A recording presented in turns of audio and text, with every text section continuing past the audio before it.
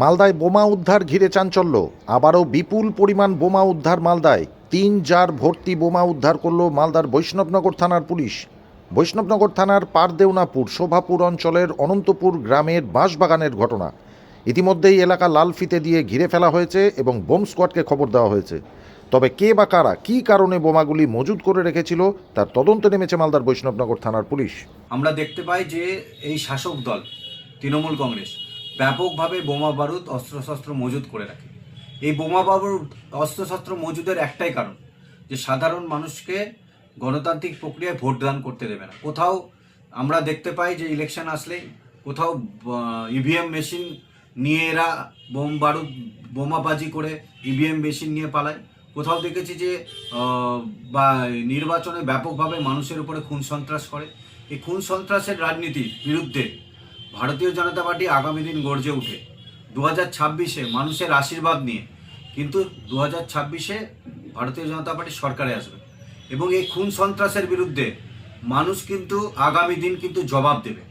এই আমরা দেখেছি মালদার বিস্তীর্ণ এলাকা জুড়ে কোথাও খেলতে গিয়ে বাচ্চারা বোমা হাতে পড়ে কোথাও হাত উড়ে গেছে, কোথাও পা উড়ে গেছে, বিভিন্ন জায়গায় প্রচুর মানুষ মারা যাচ্ছে এই বোমা বারুদে।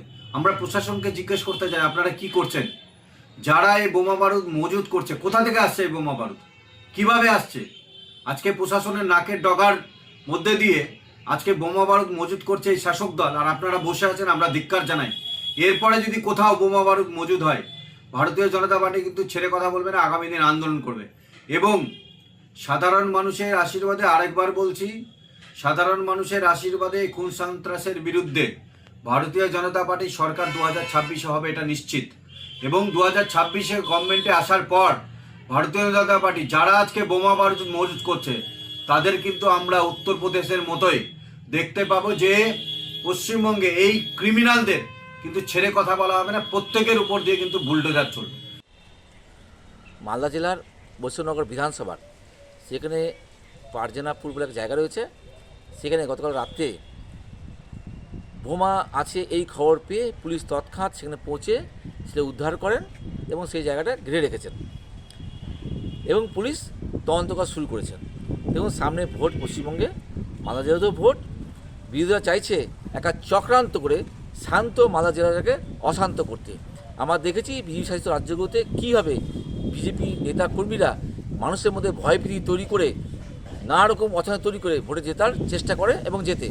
তারা সেই জিনিসটা চাইছে যে মালদা জেলাতেও মানুষের মধ্যে একটা ভয়ভীতি তৈরি করতে। বর্তমানে মালদা জেলাতে, পশ্চিমবঙ্গ সহ মালদা জেলাতে বিজেপি বলুন, কংগ্রেস বলুন, সিপিএম বলুন বা মিম বলুন, এরা সব যৌথভাবে একটা অশান্তি আবার করার চেষ্টা করছে যাতে ভোটে বিজেপি বা কংগ্রেস সুবিধা করতে পারে।